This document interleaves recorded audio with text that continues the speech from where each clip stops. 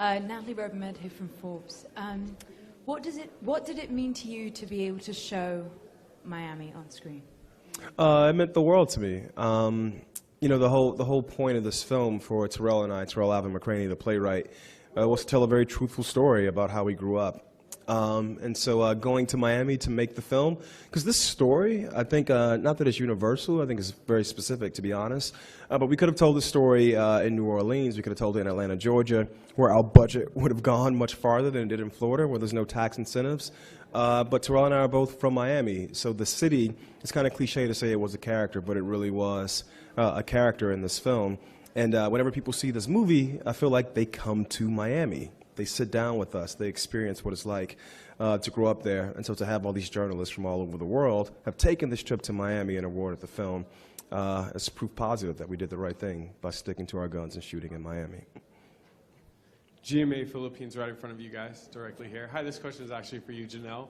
Janelle, this film deals with one of the toughest things that some people go through in this country, being young, especially African American, coming out.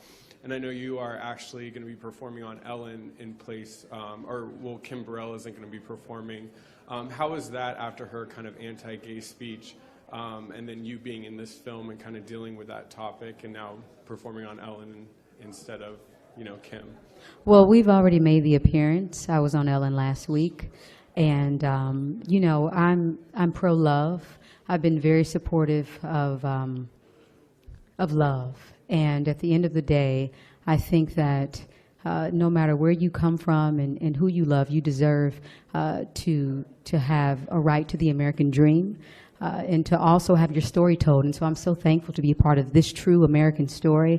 I'm thankful to be a part of a cast and a director who is pro-inclusion. And I just think that anybody who is representing hate is a part of the problem, and I hope we can learn from each other and be more empathetic of one another. And I hope that we can all remember at the end of the day, we all bleed the same color.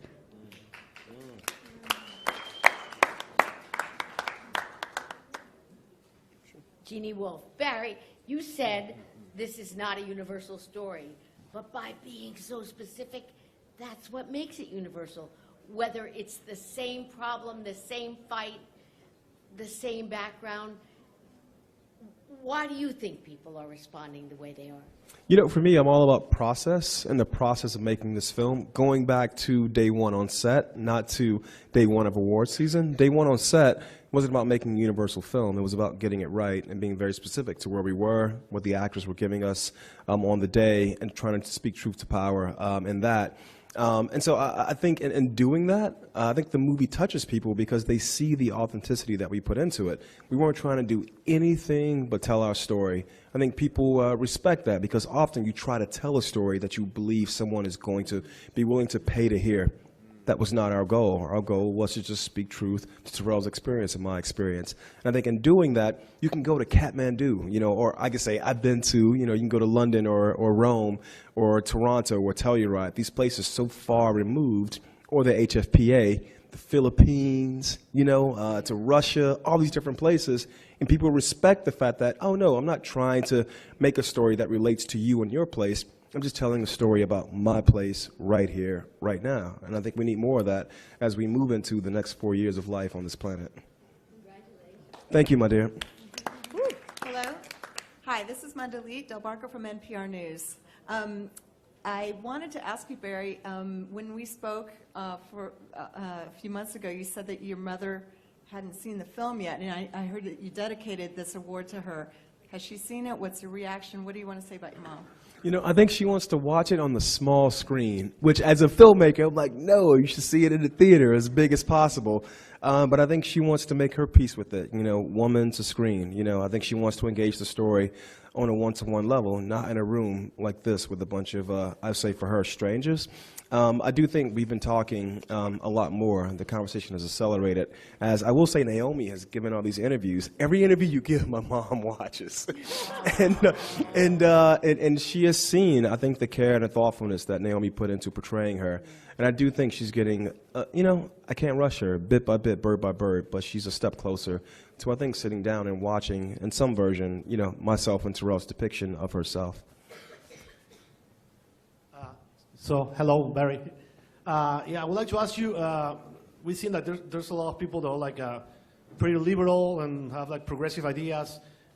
During the show, it's been like shown, and there's been like a lot of like African-American people like winning prizes this year. So it seems that things are changing, but right now we have this new president, and there's a lot of people that think in a different way. So you think like movies can just change things? People are really paying attention. They just want to go to the movies to have fun, and then they don't really care about like social change or trying to do the right thing. Mm-hmm. Yeah, I see what you're saying, but man, there are people who are, my chest is vibrating right now because my phone is buzzing on Twitter and Instagram, people who have seen this film 3 times, 4 times, not as escapism, but as realism. They want to go into the cinema and see something real reflected. You know, all these films, thank you, you know, all these films, they predate. No one could have anticipated that we would be sitting on the president-elect that we have coming into office in the next 12, 13 days. However, we all made these films because we felt something was lacking in the soil at the root, these stories that hadn't been told. And I don't know if it was that these two things were coming together at the same time, but we're here now, you know, and we have to keep telling these stories very truthfully and honestly. And we have to give people things not to escape to. There's room for escapism, but things they can run to reaffirm that, not that all lives matter, I don't want to step into that, but that, you know what, if you're feeling something and you want to speak it, you speak it, and someone there will be there to hear your truth. And I think that's been the experience of Moonlight so far. Hi, over here in the center. Congratulations. Personally, Moonlight's my favorite movie of the year. I wanted to ask the actors how specifically you guys acted against each other, especially in the 3 different acts, and how each relationship was different moving forward in the story.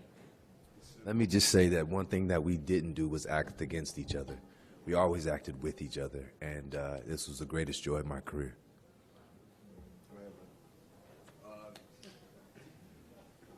I agree.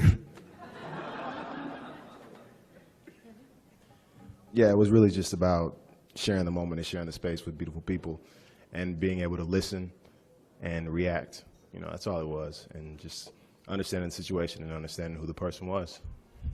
And trusting this man right here.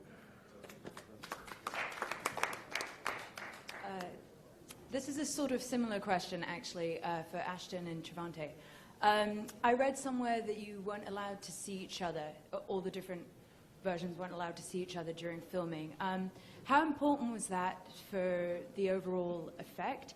And were you surprised, actually, to find continuation within the character when you saw it on screen? I think it was very important because me personally, I would have done any and everything I could to try and, at least a little bit, mimic what the younger versions were doing to try and force some similarity within myself. And I think just not having to focus on that, and again, trusting in Barry, trusting in the script, trusting in my idea of who the person was the most important thing, and allowing me to be free and to just embody the character and just leave it at that. So, I mean, that's where I'm at with it. Yeah, for sure.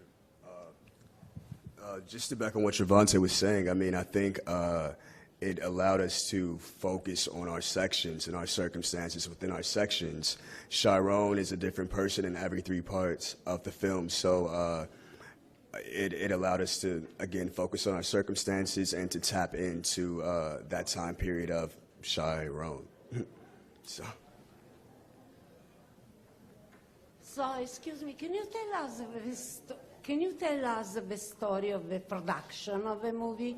So the movie was sold all over the world. Italy will release in 2 weeks, for instance.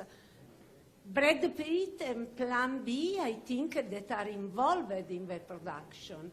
So can you tell us how was difficult to find the producers? In how many countries did you sell the movie?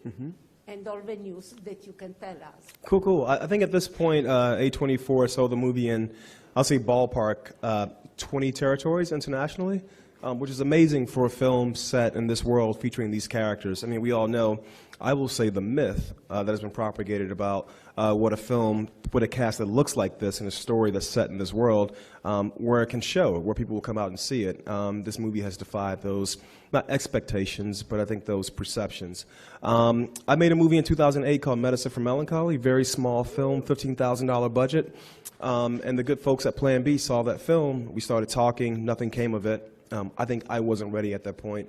And when I had the screenplay for Moonlight with my first producer, Adela Romansky, who I went to film school with, the cinematographer and both editors also went to film school with me at Florida State University. We sent the script to Plan B, and they read it, and immediately they said that they wanted to get involved. They had seen the first film and thought, what could this guy do? What could these people do with a larger canvas? And then from Plan B, they took it to A24. A24 at that point only distributed films. They didn't finance them.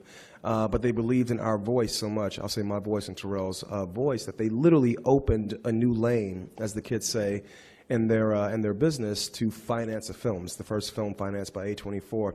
From there, it was just like an open door. It was like, this is the budget, here are the parameters. Go out and make the film you want to make. And it was a beautiful process. They allowed me to do the things I wanted to do, and yet they asked questions. And those questions always led to answers, but they allowed me to decide when the answer had been reached. So it was a beautiful process. I feel very fortunate and very privileged to have made this film with Plan B, A24, and Adela Romansky. Great. Thank you very much. Thank you very much, Brent. Much love to the Hollywood Foreign Press Association. Thank you.